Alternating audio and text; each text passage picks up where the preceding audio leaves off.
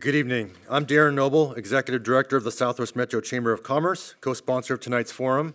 On behalf of the Chamber and the League, I would like to welcome you to the Minnesota Senate District 48 and Representative Districts 48A and 48B Candidate Forum. Candidate forums such as this one are important as they allow Chamber members, partner organizations, area businesses, and community members an opportunity to engage and hear from candidates regarding issues that are important to them and the Southwest Metro business community. We thank the candidate and the audience for attending tonight and our online audience for viewing. I'm Heidi Schultz, President of the League of Women Voters of Eastern Carver County. The League of Women Voters does not support or oppose a political party or a candidate for office. The League of Women Voters of Eastern Carver County has a long-standing history with our community of providing unbiased candidate and issue information that's widely used by Minnesota voters, regardless of their political beliefs. We're pleased to be partnering with the Southwest Metro Chamber of Commerce on this legislative forum.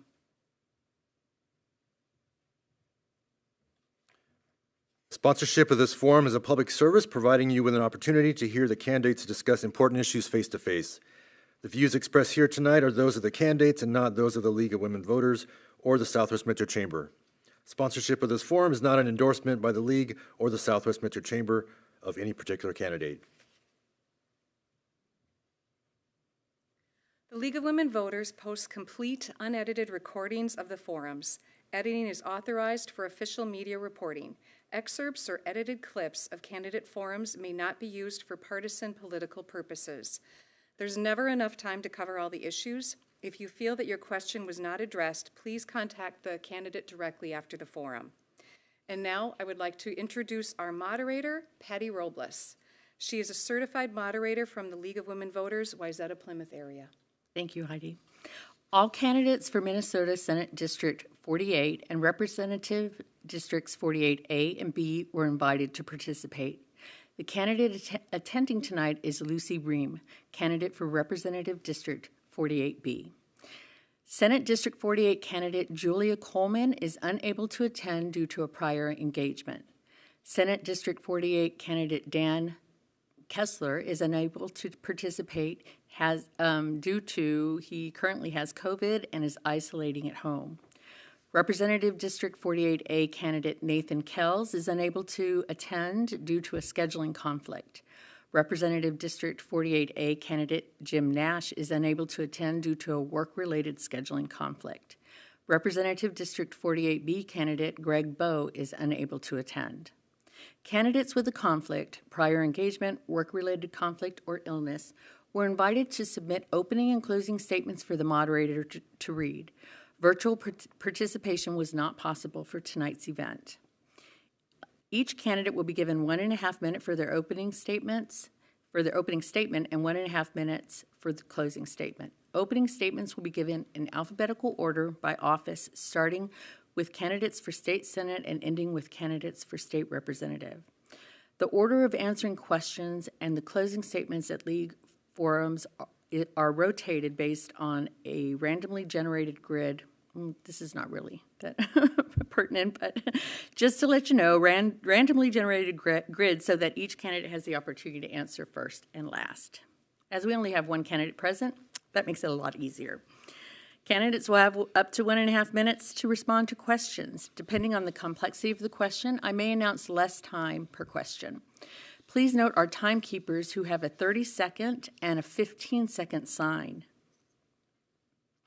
They also have a stop sign or will call time to be sure the candidate has the full time allotted. We hope that most, if not all, questions will be those submitted by the audience. We also have questions submitted by email to the League of Women Voters, Eastern Carver County. I will now read the opening statement submitted by candidate for Senate District 48, Dan Kessler.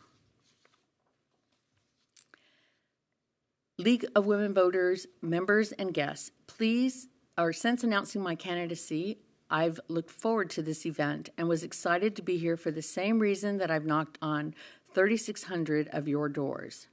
In this era of hyper-partisanship, amidst the avalanche of mailers, ads, phone calls, and texts, most from outside groups, this was to be a rare chance to hear from all candidates directly in their own unscripted words. I tested positive for COVID on Saturday. While vaccinated and only experiencing mild symptoms, I can't responsibly attend. I'd planned to share my concerns about the rise in extremism in politics, my concern that women's rights are under attack, and that special interests like the gun lobby have so much power that we can't even save lives with rational safety gun laws that 90% of Minnesotans want. I would have shared my outrage that, with a $9 billion surplus, our Senate walked away from a bipartisan agreement that supported public schools, provided funds to recruit and retain police, and had the largest tax cut in Minnesota history. If elected, I will not shirk my duty to Minnesotans as the Senate has. I will pass that bill to support our state and our community. I will protect your rights to self-determination and choice. I will serve my community, not my party. Now we will begin with the opening statement from candidate for Representative District 48B, Lucy Ream. Hi, thank you all for coming here tonight. I really appreciate it. I am Lucy Ream. I am a counselor on the Chanhassen City Council. I am a former member of the Environmental Commission. I am a mother to 3 amazing kids who have all attended public schools here. I am a former volunteer for La Leche League, for the library, and for my kids' school. And I am a 4th-generation Minnesotan who has lived in Chanhassen for the past 25 years. I have always had a strong interest in health and wellness. I've been a health and wellness advocate for a number of years. I am a strong advocate for education and meeting children where they're at. And I believe in our libraries, our schools. I'm a strong defender of our public access to lakes. I believe in clean water. And I am a feminist. I've been a feminist all my life. And I believe that abortion and abortion health care is a right, and I will not shirk from that view. I like to look at things through an environmental lens, through a public health lens. I like to look at things from the perspective of a woman and as a mom of 3 kids. And I enjoy being on the city council in Chanhassen. Hope to be a voice for you at the state capitol, and I enjoy serving this community. And I thank you for your time. Thank you. Our first question to candidate Ream is about the Equal Rights Amendment. As a member of the legislature, would you support bills to ratify the ERA? Why or why not? I do support the ratification of the ERA. Like I said, I'm a lifelong feminist, and that is why I think the overturning of Roe v. Wade has been so disturbing to all of us. And yes, I would support ratification. Thank you. Our next question has to do with school curriculum. What should be the legislature's role, if any, in determining school curriculum and what is taught in classrooms throughout the state? Well, I will say that as a mom, in the early years, I understood very well that our children's first teacher is the mom and the dad, the mom and the mom, or the dad and the dad. I believe that parents should be involved in their children's education, whether they're homeschooling, whether they're sending them to a private school or a public school. But I also believe in public education and in our teachers who have been trained to teach. And I would not want to see, I'm all for parents being involved in schools, but I do not think that they should be setting the curriculum. I'm also against banning books. I think that's been a disturbing trend. And I support our teachers, and I trust them to know what's best in the schools. Thank you. Candidate Ream, let's talk about looking forward. What is your number 1 priority for the next legislative session? Thank you for that question. I get that question a lot when I'm at the doors. Well, first of all, I say it's a projected budget surplus of $9 billion. It's not something that we have in the bank. But my priorities have been and will be education, healthcare, including mental health care and abortion health care, and the environment. So a number of things can be done with that surplus money. And I think, once we realize, exactly how much money there is and we're in St. Paul, we'll be able to work on that. But definitely things like making sure we have enough school nurses, because I think in Minnesota we have a shortage of school nurses. And also we really need to make sure that we have counselors in our schools. Minnesota is ranked second from the bottom in terms of students to school counselors. And I think a lot of people don't realize that, and that's something that could easily be funded. Thank you. Let's talk about the regulation of THC edibles. There's discussion of Minnesota needing a regulatory framework for newly legal THC edibles. What would your response be to that concern? At the city council level, we have talked about this a little bit. And even amongst the people who wrote up this law, it's very confusing. I think I will pass on it just because I think it's a more complex issue than I'm qualified to speak about. I will say that the Carver County Sheriff has also decided that, we're gonna wait here and see how the law is interpreted. I don't think we know exactly how things will be interpreted, and so I think we need to be patient and figure that out as we go. Thank you. Candidate Ream, Minnesota collects a large amount of money in tobacco and settlement funds yearly. What would be your priority in allocating use of these funds? Great question.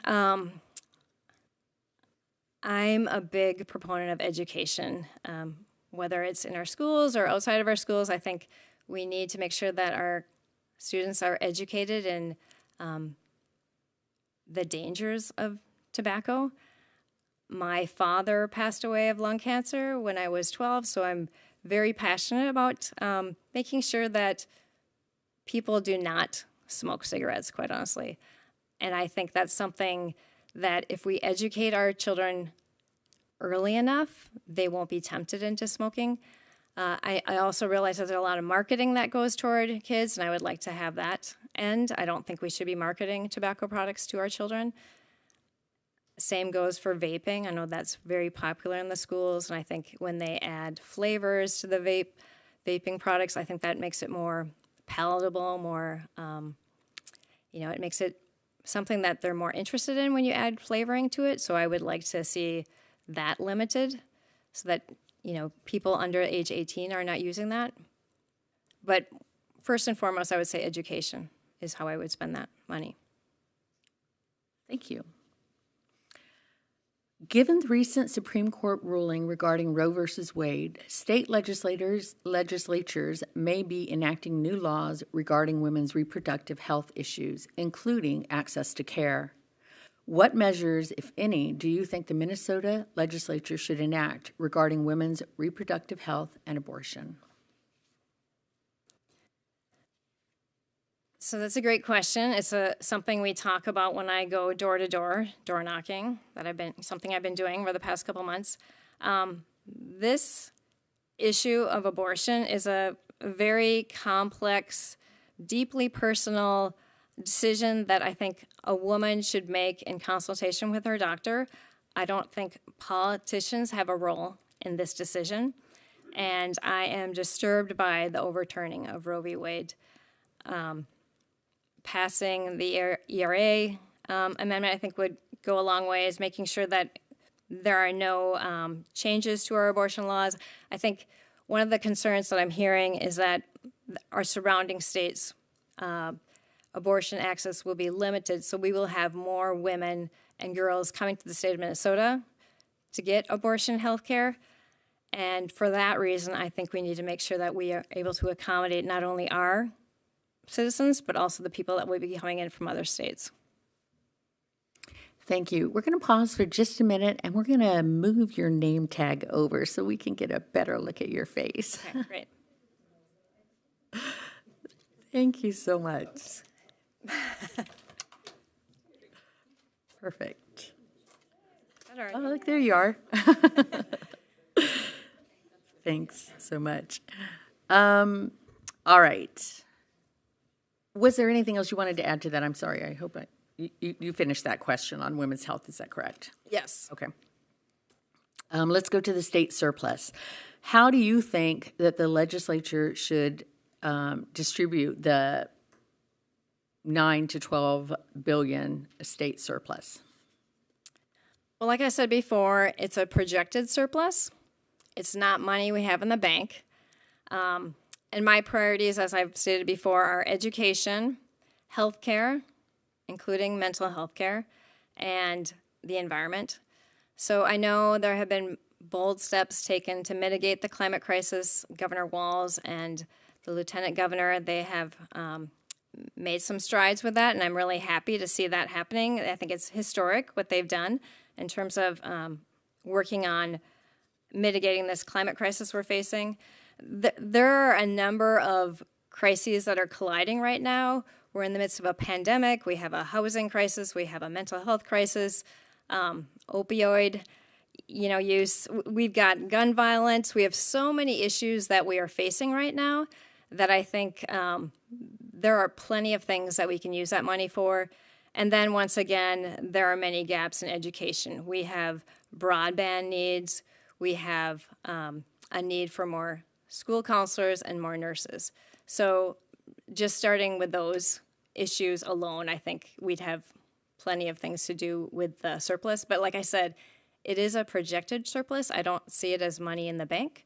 So I would want to work with the other legislatures on how we would address that. Thank you. What is one thing your constituents want you to change that you hear while you're out door knocking, but you really have no authority or ability to change? What's one of those things that you're hearing while you're out there talking to the citizens? Well, when I first started running, people talked about gas prices, and that's not something I have a lot of control over as a state legislator. Certainly there's a gas tax, and people have talked about how we could eliminate that here in Minnesota. But gas prices and even inflation, it's not something that I have control over. So I don't hear that a lot, I will say. I hear a lot more people talking about abortion rights and about gun violence. And those are things that we can work on together at the state capitol. And I look forward to doing that. Thank you. As a member of the legislature, what measures, if any, would you support to reinforce or ensure voter confidence in our elections? So that's a great question. I know there has been an increase in election deniers approaching county commissions. I know we've had that happen here in Carver County. And I go back to education. We here in Carver County have had a history of accurate elections. We haven't had any situations where we've had election fraud. And so I find it disturbing that there's this belief being, you might even want to call it propaganda, that people's votes weren't counted. I actually heard that from a woman when I was knocking doors a couple months ago. She felt like her vote had not been counted. She said she had gone to some government meetings, and then, after hearing all this, she lost her faith in her vote. And I guess what I think we need to do is we need to make sure that people understand that their vote is counted. Every vote here is counted. And I think Carver County has done an excellent job. So I think education is probably the answer to that. Thank you. And staying with voting, let's talk about ranked choice voting. Ranked choice voting is used in some level of government here in Minnesota and nationally. What is your position on using it in Minnesota? Great question. So I have, like I said, I have 3 kids, and one of my children, adult children, is a huge proponent of ranked choice voting. So he started teaching me about it and telling me, how it really helps promote democracy. And I am a ranked choice voting endorsed candidate. I think, we have a number of elections now where there are often spoiler candidates who try to take some of the votes away from the main candidates.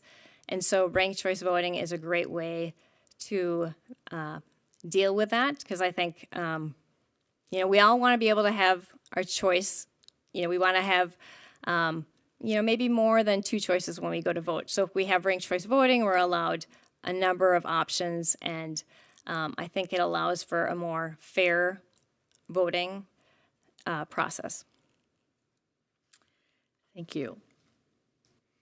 What benefits would you see in legislators voting across the aisle, attempting to find common ground in legislation? Could you repeat that question, please? What benefits would you see in legislators working across the aisle, attempting to find common ground in legislation? What are the benefits? Well, pretty much everything, right? So I think there has been a lot of divisiveness in politics, and I know when I go to the doors and I talk to people, they say, they're tired of it. They're tired of this divisive politics. And I think all of us have a lot more in common with each other than we realize, and I think there's outside forces who are trying to create this division amongst us. As a Minnesotan, I know,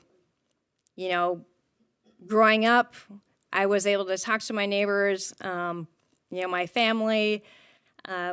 We were able to have discussions, maybe not deep discussions about politics, but we didn't get into this ugly debate with each other. And I feel like politics has changed a lot. I think we need to do a lot more reaching across the aisle, a lot more work to bridge that gap. And I think people here really want to see that too. Thank you. Many are concerned with increased gun violence in our communities. What legislation, if any, would you support to help reverse this current trend and respond to the need for safer communities? I am a Moms Demand Action Gun Sense candidate. So I do believe in closing the boyfriend loophole. I believe in red flag laws. I believe in background checks. I think it's ludicrous that someone on their 18th birthday can go into a gun shop and buy a gun, an AR-15. I just think that's absurd. So I think the majority of Americans would agree that we need to have better laws that will protect us. But not only, us when we're in the store and in our schools and our churches, synagogues, but I think better gun legislation would also help our law enforcement. I can't imagine right now being in law enforcement knowing that people have unfettered access to guns, including AR-15s and other, high-powered weapons. Thank you. Back to education. As a legislator, is the current level of public school funding adequate? What, if anything, would you prioritize? I did mention this before. Special education, I think, has been underfunded, so that's one thing that could be addressed. But also, like I said before, school nurses and counselors. I think we need more counselors, more nurses, and then we need to fill the special education gap. It shouldn't depend on a child's zip code, whether or not you have access to resources. We're very lucky in this area that we have many options to a number of world-class schools, but not everyone in the state has that same access.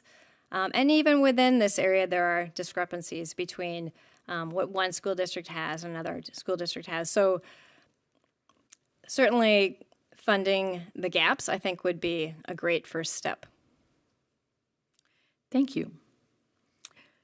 Let's talk about unfinished work, legislative unfinished work. What steps, if any, would you support to ensure Minnesota's accessing Federal Infrastructure Act matching funds? Would you support a special session? Could you repeat that one more time? What steps, if any, would you support to ensure Minnesota's accessing Federal Infrastructure Act matching funds? Let me start over. Sorry. What steps, if any, would you support to ensure Minnesota's accessing Federal Infrastructure Act matching funds? And would you support a special session? Yes, I would support a special session. I think, the legislators are elected and paid to do a job for the people of Minnesota and for the people in their district. And I think it's unfortunate that that job was not done. And I understand that the two different parties have opposing viewpoints on a number of different things, but certainly there's a lot of common ground that we have. We all want the best for our families. We all want the best for our children. We all want to have great access to health care. So I'm disturbed by the fact that the work hasn't been done, and there wasn't more effort to work together. And so I think at this point, there needs to be a special session. If these people who refuse to negotiate, I think there needs to be a special session to finish the job that they have been elected to do. Thank you. And this is going to be our last question. On climate change, as a member of the legislature, where does climate change fit in your priorities? What measures, if any, would you propose to support a healthy environment in Minnesota? Thank you for this question. This is, amongst our young people, this is probably the most pressing issue we are facing.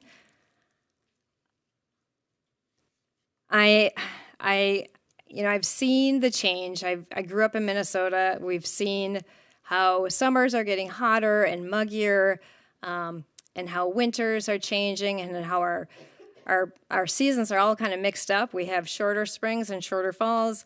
And I can see the change, and I know the farmers here see the change. And so we really need to do something, and we need to do it quickly. We need to have a sense of urgency as to, how we're going to mitigate this climate crisis we're in. I have read that transportation here in Minnesota is the number one, reason why we're putting carbon into the atmosphere. So that's one of the things that I would like to work on. I would love to be on the transportation committee. As a city councilor, when I ran for city council, one of my passions was to create an environment where we had alternatives to driving.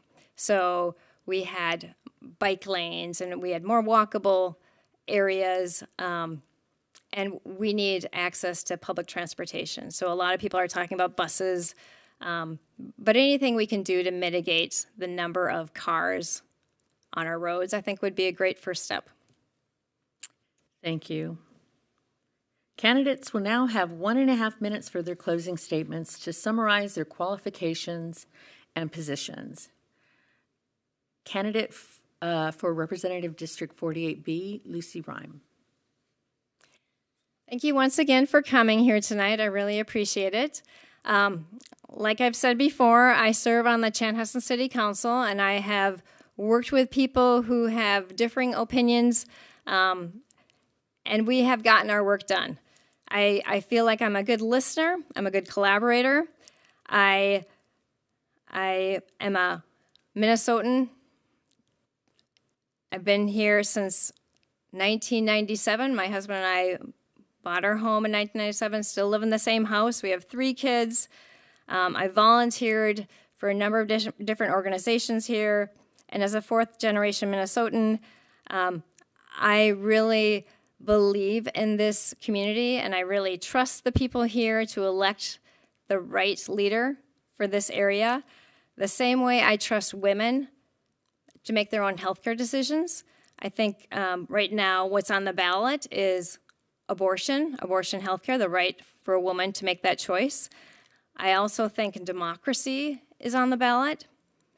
I think we really need to be very careful when we go to the ballot. I'm hoping that everyone studies their ballot beforehand. You can go and look up a sample ballot because there are a number of people on the ballot, not just people who are running for the House, but also on the school board and city councils. And please do exercise your right to vote. Thank you, candidate Ream. And I'm sorry I mispronounced your name before. It's okay. I will now read the submitted closing statement from candidate for Senate District 48, Dan Kessler. There are so many issues facing us today. Abortion is on the ballot for November, and I support a woman's right to choose and will fight efforts to put the government in your exam room or your bedroom. Our public schools are underfunded.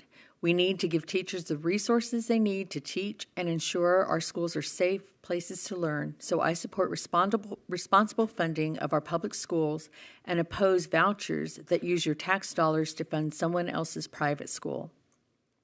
If elected, my vote for the surplus bill in the Senate will add $30 million to fund police recruitment, training, and retention around the state.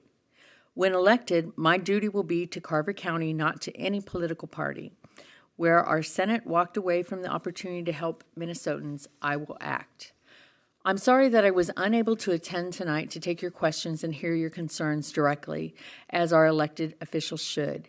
Thank you all for your engagement and for taking the time to be here tonight. I would like to remind you that the views expressed in this forum are those of the candidates, not those of the League of Women Voters. Sponsorship of this forum is not an endorsement of any candidate by League of Women Voters Eastern Carver County. And now for our closing, here is the League of Women Voters Eastern Carver County President Heidi Schultz.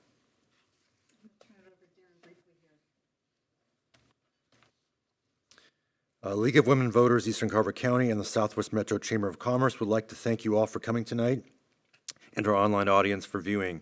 We would especially like to thank our candidates for being part of the democratic process by running for office and for being willing to serve our community. Finally, we thank our facility hosts and our members here volunteering tonight. The League studies issues that are important to our members and to the health of our communities. If you're interested in finding out more about what we do or how you can help make a difference, please pick up a membership brochure out front there. Or you can visit us at the League of Women Voters Minnesota.org. So that is LWVMN.org. Membership is open to people of all ages 16 and older. Individual, household, and student memberships are available. You can also find out more information about the candidates and about voting at minnesotavotes.gov and at vote411.org. This forum has been recorded and the link will be available on the League of Women Voters Eastern Carver County Facebook page. Good night, thank you for coming, and please vote on November 8th.